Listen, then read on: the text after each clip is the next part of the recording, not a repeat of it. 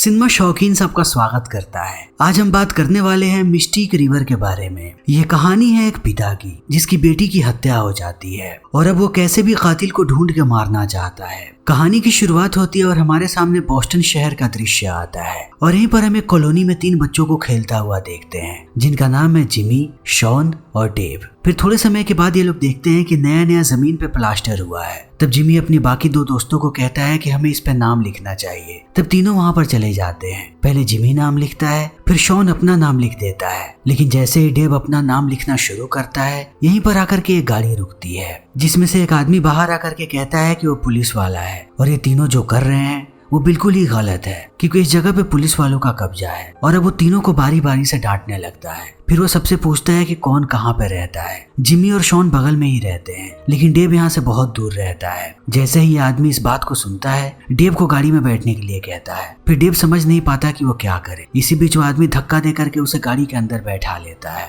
तभी डेव देखता है कि अंदर एक पादरी भी है जो उसको देख करके मुस्कुरा रहा है। फिर वो आदमी गाड़ी में बैठता है और ये लोग यहाँ से जाने लगते हैं और दोनों बच्चे अपने दोस्त को देख रहे होते हैं कि एक आदमी उन्हें लेकर के यहाँ से जा रहा है, लेकिन वो चाह के भी कुछ नहीं कर पाते। तब थोड़े समय के बाद हमें पता लगता है कि ये लोग पुलिस वाले नहीं हैं। ये ऐसे ही मासूम बच्चों को किडनैप करते हैं, उसके बाद उनका बलात्कार करते हैं। इन लोगों ने डेव के साथ भी यही किया है। उसे एक छोटी सी झोपड़ी में बंद करके रखा है और हर रोज ये लोग उसका बलात्कार करते हैं और ये सिलसिला ऐसे ही कई दिनों तक चलते रहता है। लेकिन एक दिन डेव को मौका मिलता है यहाँ से भागने का। फिर जब वो यहाँ से भागता है फिर वो पीछे मुड़ के नहीं देखता और समय ऐसे ही बीतने लगता है। तब हमारे सामने कई सालों बाद का दृश्य आता है और हम डेव को देखते हैं जो अब जवान हो चुका है। उसकी शादी हो चुकी है, उसकी बीवी है और एक बच्चा भी है। तभी दूसरी तरफ हम जिमी को देखते हैं। जिमी के यहाँ पर कई सारे बिजनेस चलते हैं लेकिन उसके साथ साथ वो गुंडागर्दी भी करता है। सारे लोग उससे डरते हैं। जिमी का गिरोह बहुत बड़ा है। यहीं पर हम जिमी की बेटी को देखते हैं जिसका नाम है कैटी। कैटी जिमी की पहली पत्नी की बेटी है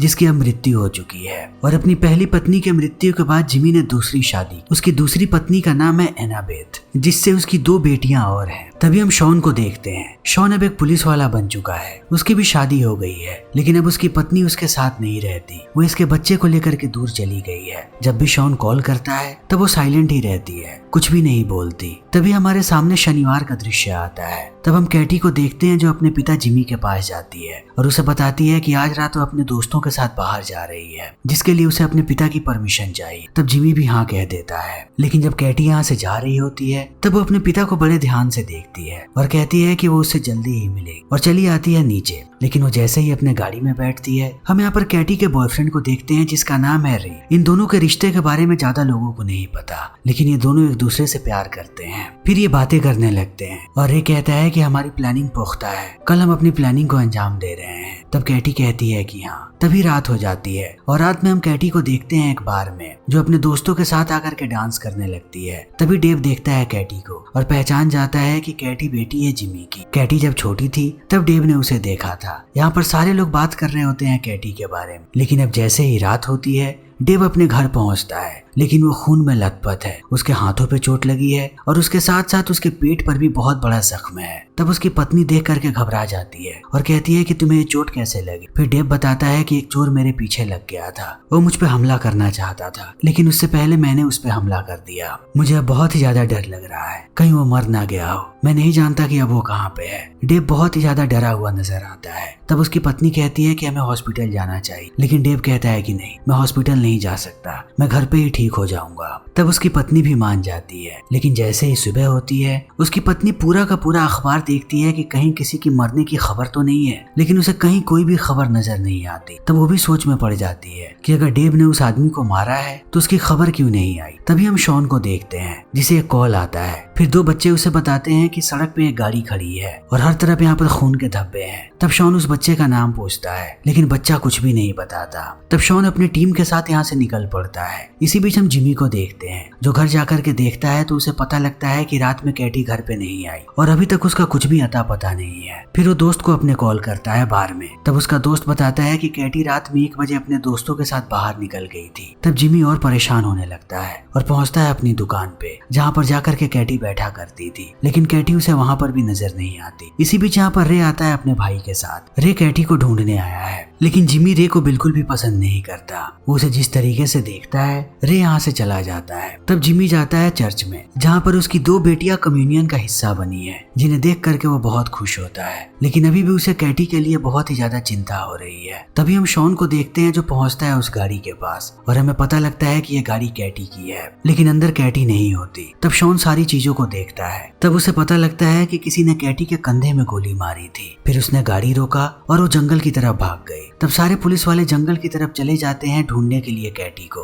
तभी जिमी देखता है कि पुलिस की बहुत सारी गाड़ियां जंगल की तरफ जा रही हैं। तब वो भी जाने लगता है जंगल की तरफ। इसी बीच शॉन को लाश मिल जाती है कैटी। वो जैसे ही कैटी की लाश देखता है, वो भी आश्चर्यचकित रह जाता है। तभी जिमी पहुंचता है यहाँ पर। वो जैसे ही कैटी की गाड़ी को देखता है, वो आग बबूला हो जाता है, लेकिन पुलिस वाले उसे अंदर नहीं जाने देते। लेकिन थोड़ी देर के बाद वो दूसरे रास्ते से चला जाता है कैटी के पास, लेकिन अब पुलिस वाले उसे पकड़ लेते हैं। तभी जिमी चिल्लाते रहता है और वो चिल्ला चिल्ला के शॉन से पूछता है कि क्या वो जिंदा है या मर गई है। लेकिन शॉन उसकी बातों का जवाब नहीं देता। वो जानता है कि यह खबर एक पिता के लिए कितना दुखद साबित हो सकता है, लेकिन थोड़ी देर के बाद उसे बताना पड़ता है। तब पुलिस वाले जिमी को लेकर के जाते हैं मुर्दा घर, ताकि वो इस बात की पुष्टि कर सके कि ये लाश कैटी की ही है, और जिमी इस बात की पुष्टि भी करता है। फिर शॉन और उसका पार्टनर विटनी पावर्स दोनों पूछताछ करने लगते हैं जिमी से, ताकि वो जल्दी से इस केस को सुलझा सके। वो जिमी से पूछते हैं कि कल कुछ अनयूजुअल हुआ था। तब जिमी कहता है कि नहीं, सब कुछ ठीक था, लेकिन जिस तरीके से कैटी ने मुझे बाय बोला, उसे देख करके मुझे ऐसा लगा कि वो मुझे दोबारा कभी नहीं देखने वाली है। तब विटनी इन सारे बातों के नोट्स बनाता है। फिर वो जिमी के बारे में बात करता है कि जिमी बहुत साल पहले जेल गया था रॉबरी के लिए। तब इन बातों को सुनने के बाद जिमी गुस्सा हो जाता है और कहता है कि मेरी बेटी की हत्या हुई है, तुम लोगों को कातिलों को ढूंढना चाहिए, न कि मुझसे मेरे बारे में सवाल जवाब करना चाहिए कि मैं क्यों और कब जेल गया था।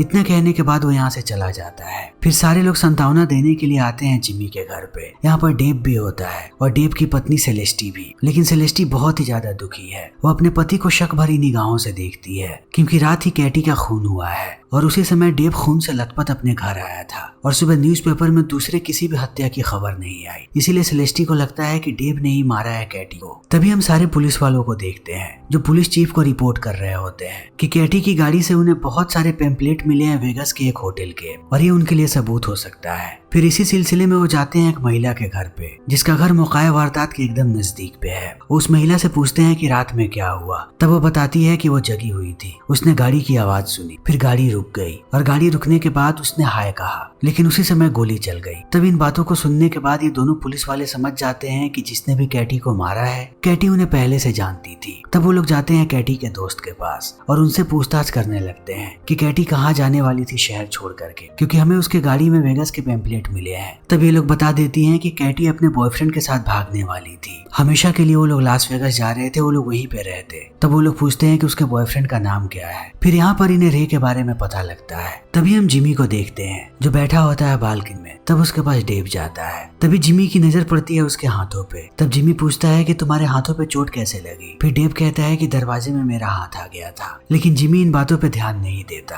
वो बहुत ही ज्यादा दुखी है। वो डेव से कहता है कि मैं रोना नहीं चाहता क्योंकि मैं एक मर्द हूँ। लेकिन इतना कहने के बाद वो फूट फूट के रोने लगता है। कैटी उसे बहुत ही ज्यादा प्यारी थी। तभी हम दोनों पुलिस वालों को देखते हैं जो रे से पूछताछ कर रहे हैं। फिर यहाँ पर रे को पता लगता है कि कैटी मर चुकी है। जैसे उसे यह खबर मिलती है, वो फूट फूट कर रोने लगता है। तभी लोग पूछते हैं कि तुम लोग कहाँ भाग करके जाने वाले। रे बताता है कि हम लोग संडे की रात लास वेगस जाने वाले थे। तब विटनी पूछता है कि जब मर्डर हुआ कैटी का तब तुम कहाँ पे थे। रे बताता है कि वो बस घर पे सो रहा था। तब विटनी कहता है कि मुझे तुम्हारा पॉलीग्राफ टेस्ट लेना है, और रे इसके लिए मान भी जाता है। तब थोड़े समय के बाद इनके पास रिपोर्ट भी आ जाता है। तब विटनी और शॉन को पता लगता है कि रे सच बोल रहा है, उसने एक भी बात झूठ नहीं बोली। तब ये लोग अपने कार्यवाही को आगे बढ़ाते हैं क्योंकि इन्हें पता लग गया कि रे कातिल नहीं है। तब ये लोग उस बार की डिटेल्स निकालते हैं कि उस रात कौन कौन वहाँ पर आया था। तब यहाँ पर इन्हें नाम मिलता है डेव का, और ये लोग आ जाते हैं उससे पूछताछ करने के लिए। तभी उनकी नजर पड़ती है इसके हाथों पे। तब ये लोग पूछते हैं कि रात में बार से तुम कब वापस आए थे, और डेव कहता है कि 1 बजे के करीब। लेकिन विटनी को अब डेव पे शक होने लगा है क्योंकि पहले से कैटी उसे जानती थी और उसके हाथ पर चोट भी लगी है। इसीलिए इन्हें लगता है कि प्राइम सस्पेक्ट यही है। लेकिन शॉन विटनी की बातों पर भरोसा नहीं करता क्योंकि इतनी जल्दी वो जजमेंट नहीं लेना चाहता। फिर अगले दिन ये लोग जा रहे होते हैं जिमी के घर पे, तभी इन्हें फिर से नजर आ जाता है। तब ये लोग पूछते हैं कि तुम्हारे हाथ पे चोट कैसे लगी। तब डेव कहता है कि जब मैं कचरा हटा रहा था तब चोट लग गई। लेकिन विटनी समझ जाता है कि डेव झूठ बोल रहा है। तभी शॉन की नजर पड़ती है डेव की पत्नी सेलेस्टी पे। तब वो उससे जाकर के पूछता है कि शनिवार के रात में डेव कब घर वापस आया था। तब इस बात को सुनने के बाद सेलेस्टी हक्का बक्का रह जाती है और थोड़े समय के बाद कहती है कि मैं सो गई थी। तब शॉन को भी शक होने लगता है कि जरूर ये लोग कुछ ना कुछ छुपा रहे हैं। तब ये लोग जाते हैं जिमी के पास और उससे पूछते हैं कि आखिर तुम रे से नफरत क्यों करते हो। तब जिमी कहता है कि मैं रे से नफरत नहीं करता, मुझे उसके पिता से नफरत है क्योंकि वो अपने परिवार को छोड़ करके भाग गया। इसीलिए मुझे लगता है कि रे भी अपने पिता की तरह ही होगा। फिर ये दोनों पुलिस वाले बाहर आ जाते हैं। तब इन्हें पता लगता है कि बुलेट की रिपोर्ट आ चुकी है। फिर रिपोर्ट में इन्हें पता लगता है कि जो गोली चली थी कैटी पे, उस बंदूक से बहुत पहले भी ये गोली चली थी जब एक शराब की दुकान में लूटपाट हुआ था बहुत साल पहले। तब इस बात को सुन करके ये लोग चौंक जाते हैं और उस शराब की दुकान में जाते हैं पता करने के लिए कि आखिर वहाँ पर रॉबरी की किसने थी। तब इन्हें दुकान का मालिक मिल जाता है जो रॉबरी के समय दुकान में मौजूद था और इन्हें बताता है कि रे सीनियर ने चोरी की थी, यानी कि रे के पिता ने। तब ये लोग दोबारा सोच में पड़ जाते हैं और समझ नहीं पाते हैं। तब शॉन को लगने लगता है कि रे ने ही मारा है कैटी को, लेकिन विटनी अभी भी कहता है कि मुझे लगता है कि डेव ने मारा है। तब इन दोनों के बीच आर्ग्यूमेंट होने लगता है। इसी बीच हम डेव को देखते हैं जो आधी रात में एक वैम्पायर मूवी देख रहा है घर पे। तभी सेलेस्टी आती है घर। तब वो उससे पूछने लगता है कि तुम इतनी रात को बाहर क्या करने गई थी। तब सेलेस्टी ठीक से जवाब नहीं देती और इस चीज को देखते ही डेव उस पर चिल्लाने लगता है और कहता है कि मैं सब समझ रहा हूँ, तुम्हें लगता है कि मैंने कैटी को मारा है। तब उसकी पत्नी कहती है कि तुम पुलिस वाले से बात क्यों नहीं करते, उन्हें कोई भी लाश कहीं नहीं मिली है तो तुम बता सकते हो कि रात में तुम्हारे साथ क्या हुआ था। लेकिन इन बातों को सुनने के बाद अब डेव नीचे बैठ जाता है और रोते हुए बताने लगता है कि बचपन में उसके साथ क्या हुआ था। उस हादसे के बाद से उसकी आत्मा मर गई, सिर्फ उसका शरीर जिंदा है और वो अपने दिमाग पे भरोसा नहीं कर पाता। उसका दिमाग उसे बहुत सारी बातें कहता है और कभी कभी उसका दिमाग उसे इतना परेशान कर देता है कि डेव समझ नहीं पाता कि वो क्या करे। उसे अपने दिमाग से नफरत है। ये सारी बातें कहते हुए वो जाने लगता है। तब सेलेस्टी भी सोच में पड़ जाती है क्योंकि आज से पहले उसने डेव को ऐसी हालत में कभी नहीं देखा था। लेकिन जैसे ही डेव नीचे जा रहा होता है तब उसकी नजर पड़ती है जिमी पे और यहाँ पर वो जिमी को कहता है कि शनिवार की रात में उसी बार में था जहाँ पर कैटी आई हुई थी और मरने से पहले मैंने उसे देखा था। और इतने कहने के बाद वो निकल जाता है। तभी हम विटनी को देखते हैं जो शॉन को आकर के कहता है कि मैंने गाड़ी की तलाशी ली है डेव, मुझे उसके गाड़ी में खून के धब्बे मिले हैं, इसीलिए मैं उससे पूछताछ करना चाहता हूँ। फिर ये लोग डेव से पूछताछ करने लगते हैं लेकिन डेव सारी बातों से इनकार कर देता है और कहता है कि उस रात मेरी गाड़ी चोरी हो गई थी, मैंने चोरी की रिपोर्ट भी लिखवाई है। तब इन बातों को सुनने के बाद ये लोग फिर से परेशान हो जाते हैं क्योंकि इनके पास अब कोई भी सबूत नहीं है डेव के खिलाफ। लेकिन विटनी को अभी भी लगता है कि डेव ही कातिल है। तब शॉन कहता है कि हमें डेव के बारे में भी भूल जाना चाहिए, हमें सिर्फ इस बात पे फोकस करनी है कि वो बंदूक कहाँ पे है और किसके पास है। तब ये लोग रे सीनियर की फाइल निकालते हैं और उसके बारे में सारी चीजें देखने लगते हैं। तब यहाँ पर इन्हें पता लगता है कि जब उसने रॉबरी की थी तब उसे गिरफ्तार भी किया गया था लेकिन वो छूट गया। तब इन्हें ये बात समझ में नहीं आती और ये लोग उस ऑफिसर के पास जाते हैं जिसने रे को गिरफ्तार किया था। तब वो लोग पूछते हैं कि रे आखिर छूटा कैसे। फिर ऑफिसर बताता है कि उसकी जगह पे जिमी जेल गया था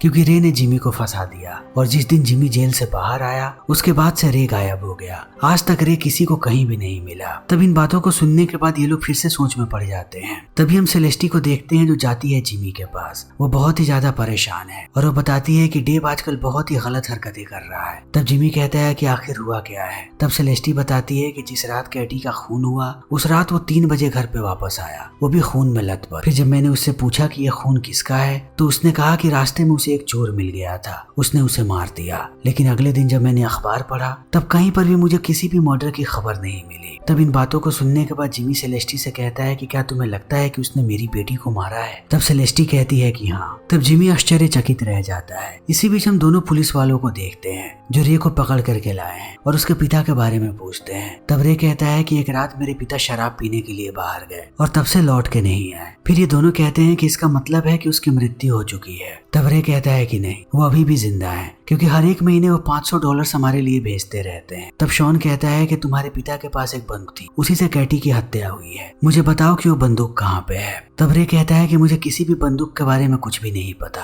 तब शॉन उस पर चिल्लाने लगता है लेकिन रे से उन्हें कोई भी जानकारी नहीं मिलती। तब शॉन फ्रस्ट्रेट हो जाता है और उस रिकॉर्डिंग को सुनने लगता है जब बच्चों ने उसे कॉल करके बताया था कि यहाँ पर एक गाड़ी पड़ी है जिसपे खून के धब्बे हैं। जब वो बार बार रिकॉर्डिंग को सुनता है तब उसे एक बात पता लगती है, जिस बच्चे ने कॉल किया था उससे जब शॉन ने पूछा कि उसका नाम क्या है, तब उस लड़के ने कहा कि ये लोग इस लड़की का नाम जानना चाहते हैं, जबकि उस वक्त गाड़ी में कैटी नहीं थी। यानी कि वो बच्चे जानते हैं कि कैटी को किसने मारा। उन्हें पहले से पता था कि ये लड़की है, उन्होंने सिर्फ गाड़ी नहीं देखी थी। तब वो लोग चले जाते हैं बच्चे को ढूंढने के लिए। इसी बीच हम देखते हैं जिमी के गुंडों को, जो डेव को अपनी गाड़ी में बैठाते हैं और लेकर के जाते हैं शराब पिलाने के लिए। जब डेव शराब पी रहा होता है तभी यहाँ पर जिमी आ जाता है। फिर आधी रात में ये लोग डेव को लेकर के जाते हैं बाहर मिस्टिक रिवर के पास। तब जिमी अपनी कहानी बताता है कि रे ने जब चोरी की थी तब उसने मुझे चोरी में फंसा दिया और मुझे जेल जाना पड़ा। जिस वक्त मैं जेल में था उस वक्त कैटी की माँ बहुत ही ज्यादा बीमार थी। जब तक मैं जेल से बाहर आया उसकी मृत्यु हो चुकी थी। तब मैंने रे को पकड़ा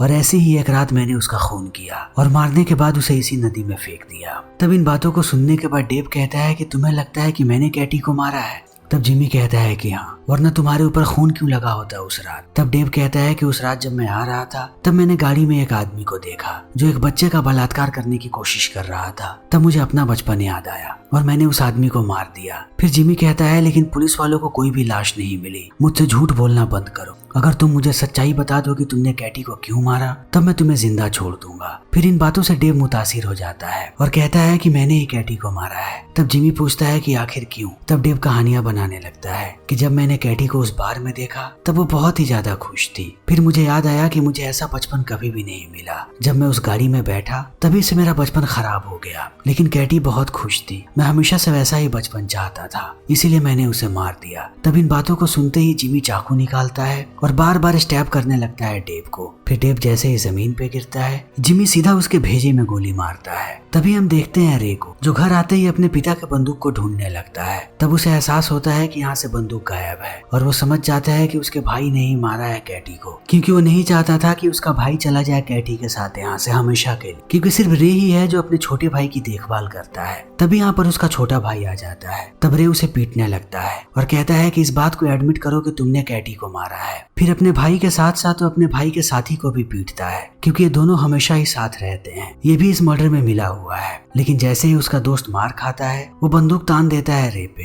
लेकिन वो गोली चलाता उससे पहले यहाँ पर शॉन और विटनी आ जाते हैं और रे की जान बचा लेते हैं। तभी सुबह में हम देखते हैं जिमी को, जो शराब के नशे में धुत रोड पे बैठा हुआ है। तभी उसके पास शॉन आकर के बैठता है और कहता है कि हमने तुम्हारी बेटी के कातिलों को पकड़ लिया है। रे के भाई और उसके दोस्त ने मारा था कैटी को। उन दोनों ने अपने गुनाहों को कबूल कर लिया है। रात में वो बंदूक से खेल रहे थे, तभी गोली जाकर के लग गई कैटी को। तब उन्हें लगा कि वो लोग लंबा फंसने वाले हैं, इसीलिए उन लोगों ने कैटी को मार दिया। तब इन बातों को सुनने के बाद अब जिमी पागल होने लगता है, क्योंकि उसने डेव को मार दिया है। तभी शॉन कहता है कि क्या तुमने डेव को देखा है? बार के पास से हमें एक आदमी की लाश मिली है जो एक चाइल्ड मोलेस्टर है। मुझे लगता है कि डेव ने उस आदमी को मारा है, इसीलिए हम डेव को ढूंढ रहे हैं। तुमने डेव को आखिरी बार कहाँ देखा था? तब जिमी कहता है कि मैंने डेव को आखिरी बार तब देखा था जब वो बचपन में उस गाड़ी में जाकर के बैठा था। तब से मैंने डेव को नहीं देखा। फिर वो शॉन को कहता है कि मैं तुम्हारा शुक्रिया अदा करना चाहता हूँ कि तुमने कातिलों को ढूंढा, लेकिन तुम्हें थोड़ा और पहले ढूंढना चाहिए था। तब इन बातों को सुनते ही शॉन समझ जाता है कि जिमी ने डेव को मार दिया है। फिर वो कहता है कि इसका मतलब तुम $500 अब भेजने वाले हो डेव के परिवार को हर एक महीने। तब हमें समझ में आता है कि शॉन को हमेशा से सारी बातें पता थी कि जिमी ने ही मारा है रे के पिता को, और अब वो जानता है कि उसने डेव को भी मार दिया। फिर ये दोनों अपने अपने रास्ते पे निकल पड़ते हैं। तभी शॉन की पत्नी उसे कॉल करती है। कई सालों के बाद ये लोग पहली बार बात करते हैं। ये दोनों अब एक साथ रहेंगे दोबारा। फिर समय ऐसे ही बीतने लगता है और थोड़े समय के बाद हम देखते हैं बॉस्टन परेड को। यहाँ पर शॉन अपनी पत्नी के साथ होता है। तभी हम सेलेस्टी को देखते हैं।